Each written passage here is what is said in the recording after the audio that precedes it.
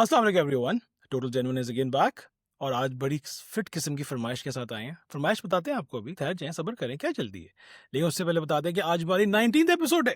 ओए होए होए होए होए होए होए, लिथल है भाई, भाई नहीं सब। अच्छा, 19th एपिसोड है। अच्छा, अब दूसरी बात ये कि हमारे पास एक ऐसी रिक्वेस्ट आ रही थी जिसके बारे में हम बहुत परेशान थे कि यार इसके बारे में सानू आप नहीं पता, असली लोगों को की दसी है। ठीक है। फिर हमने अपने हमारे पास जो एक वो छोटी सी होती चिड़िया जो है, चिड़िया इनके पास है, इनके पास कुछ कबूतर टाइप चीजें हैं, इन्होंने कोई आसपास है, कोई चाचू चूचू हैं इनके, तो इन्होंने कुछ पता कराया कि वो किस तरह हमें पता चलेगा। वो है जी किसके बारे में, सुजुकी फ्रॉन्क्स नाम, ठीक है जी, सुजुकी फ्रॉन्क्स के बारे में आज हम बात करेंगे। That's gonna be awesome. हम लोग पूरी डिटेल्स तो नहीं दे सकते, बट यस जितनी हैं उतनी देंगे। लड़ना नहीं है, बताना, हेल्प करना है हमें कमेंट्स में। हमसे जो सुनेंगे उसको बता देना हम सही बता रहे हैं कि नहीं, ठीक है सर।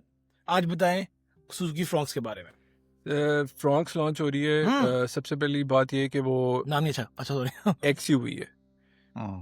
एक्सयूवी उसकी कंफ्यूजन क्लियर करने के लिए क्रॉसओवर और एसयूवी का, हाँ, क्रॉसओवर और हैचबैक का मिलाप के नतीजे में ऐप है।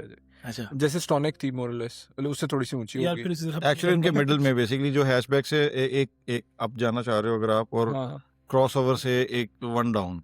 हाँ, साइज में हैचबैक की कैटेगरी में आ जाती है, डायमेंशन और रोड क्लियरेंस में वो क्रॉसओवर की कैटेगरी में आ जाती है।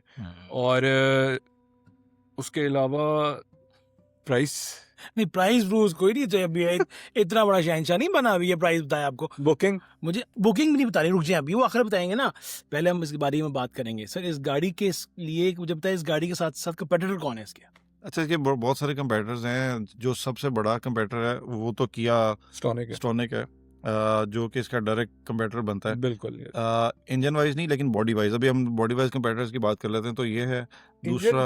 इंजन वाइज भी बनता है, ये 1.5 में आ रही है, वो 1.4 है। लेकिन वो माइल्ड हाइब्रिड है ना, ये तो माइल्ड हाइब्रिड जो फ्रॉन्क्स माइल्ड हाइब्रिड है ना, तो वहाँ पे वो एज ले जाती है। ये माइल्ड हाइब्रिड थोड़ा एक्सप्लेन करिए सर प्लीज। माइल्ड हाइब्रिड यार, अगर आप लोगों को सबको पता हो तो होंडा रिबॉर्न एक आती थी पाकिस्तान में, 1.8 लीटर वाली आती थी, और एक और आती थी जो लंदन और जापानीज मॉडल जेडीएम में होती थी। उसकी बैकलाइट जरा बहुत प्यारी थी, बैकलाइट, और उसका रिम बहुत भरा भरा सा था। वो 1.2 में होती थी, लेकिन वो साथ वो भी हाइब्रिड टेक्नोलॉजी होती थी जो बेसिकली असिस्ट करती थी सिर्फ, और वो बैटरी सिर्फ आपको पावर बूस्ट देती थी एक, जिसकी वजह से वो 1200 वाली गाड़ी आपकी 1800 वाली गाड़ी के बराबर ही फील देती थी, लेकिन उसकी एफिशिएंसी थोड़ी सी बेहतर हो जाती थी। बहुत ज़्यादा हाइब्रिड वाला तो वो नहीं अचीव कर सकती, वो जैसे आप कह दें कि इकोनॉमीज तो वो उस तरह से नहीं लेके जाती। नहीं, इसमें ये जहाँ पे आपको असिस्ट करेगी, जब आप इंजन स्टार्ट करते हैं तो वो जो इनिशियल पुश होता है, हाँ, किक, वो आपको दे देगी। उसमें आपको पुश दे देगी इंजन को, उस तरह जीरो से चार्ज अप स्टार्टअप होके नहीं करना। माइलेज मोर और लेस इसकी जो माइल्ड हाइब्रिड की हल्की आंच से हाइब्रिड है। हाँ एग्जैक्टली, हल्की आंच पे हल्की आंच से हाइब्रिड यूपीएस ही ਹੁੰਦਾ ਜਿਹੜਾ ਘੰਟਾ ਘੁੰਟਾ ਕਢਾ ਦਿੰਦਾ है। जनरेटर वाली गल कोई नहीं है। मतलब जान जुन कोई नहीं है। नहीं, power figures 100 horse power, 135 around newton metre torque है इसकी।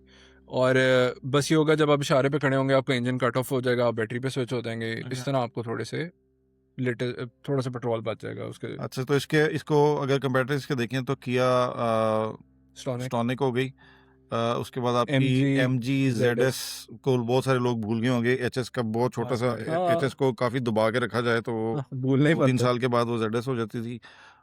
HRV वो भी किसी हद तक बनती है, लेकिन वो उसकी टेक्नोलॉजी से बहुत बेहतर है, आई गेस। लेकिन उसका प्राइस पॉइंट भी बहुत डिफरेंट है, प्राइस पॉइंट भी डिफरेंट हो जाता है, 95 तक चली जाती है जो उसकी हाइब्रिड। लेकिन बॉडी वाइज वो है उसको, और किसी हद तक आप सिंपल वाली जूलियन को भी उसमें ला सकते हैं, वो भी यही कैटेगरी, लेकिन वो थोड़ी सी ऊपर चली जाती है। जूलियन को तो आंखें वगैरह मुझे अभी वो रिलीज नहीं हुई है यार फ्रॉन्क्स में। अभी कह दूं आंखें बंद करके आल बाय जूलियन यार, बेशक वो पेट्रोल वेरिएंट ले लूं। देखो गाड़ी का साइज है, अंदर से कुछ है तो सही, गाड़ी प्यारी है। सुजुकी की मुझे बात बताएं, सुजुकी की जो ब्रांडिंग है कितना इफेक्ट करेगी इसकी सेल्स के ऊपर? सुजुकी का पास्ट ट्रैक रिकॉर्ड अगर आप देखें, Vitara V6 flop, I am sorry किसी के पास है तो, सियाज, किजाशी, लियाना, उसके बाद विटारा, ये नहीं चलती फॉर सम क्या रीजन। वजह है सर, क्या वजह क्या है मेरा ख्याल है ये चलती नहीं। डिजाइन पे पैसे नहीं सर? लगाते। नहीं, डिजाइनर पे लगाते हैं, देखें पैसे भी कम होते हैं सर। सियाज बहुत अच्छी गाड़ी थी, हाँ सॉलिड किजाशी बहुत अच्छी गाड़ी थी, 2.4 विटारा बहुत अच्छी गाड़ी थी, मगर मसला ये लोगों का एक स्टिग्मा है कि सुजुकी दी गड्डी इतनी महंगी, इतने पैसे दे रही है। वो जो मसला ना वो सुजुकी को बाइट बैक करता है। या और कंसिडरिंग कि अभी मार्केट में ऑलरेडी इतने ज्यादा प्लेयर हैं, अगर आप प्राइस रफ एस्टिमेशन जो है उसमें J5 जेको की वो इसके पास कहीं फॉल करेगी, उसका जो बेस वेरिएंट है। या दूसरी चीज ये है कि सुजुकी ना नोन है अपनी ही गाड़ियों से अपनी ही गाड़ियों को खा जाने में भी। तो अभी इंडिया में भी अगर आप देखें तो इंडिया में तो बहुत ज्यादा आई हुई है, फ्रॉन्क्स नेक्स्ट जेन के नाम से भी आती है। फ्रॉन्क्स के नाम से ही है, फ्रॉन्क्स के नाम से आती है, इसमें एक्सपोर्ट भी होती है इंडिया से। हाँ, तो मारुति सुजुकी इसको वहाँ पे इंडिया में ना कहा जाता है कि ये बलिनो को आपने ना कोई तगड़ा टुकड़ा करके क्या, नहीं शाबाश तू वाला शेरी, कोई नहीं तू पठा, हाँ कोई नहीं उठ क्या कर लेंगे तो वो वाला सीन है। तो कर लेंगे। इसका सारा का सारा वो बलिनो वाला ही इसका वो स्ट्रक्चर है, उसको थोड़ा सा उन्होंने अपलिफ्ट कर दिया है। तो अगर ये देखा जाए कि ये कहाँ पे फॉल करती है, तो बेसिकली ये कहीं भी फॉल नहीं करती। अगर किया स्टॉनिक ना हो तो आपके पास कंपैरिजन के लिए भी कोई गाड़ी नहीं है यार। स्टॉनिक से कंपेयर क्या करना किसी तो ये बता रहा हूँ ना। तो अब स्टॉनिक से आप स्विफ्ट को कंपेयर करते हो, राइट? तो इसका मतलब है इसको कैसे कंपेयर करोगे? अगर इसको स्टॉनिक से ही कंपेयर करोगे तो फिर आप स्विफ्ट को पीछे कर रहे हो। सो आप स्विफ्ट और इसके दरमियान में राइवलरी क्रिएट कर रहे हो। तो स्विफ्ट वाला बंदा अगर इस पे अपग्रेड करेगा तो वो क्यों करेगा अपग्रेड? अगर वो 10 लाख रुपए ऐड कर रहा है तो वो क्यों ऐड कर रहा है? क्या वही उतने ही हॉर्स पावर के फिगर्स के लिए वो कर रहा है?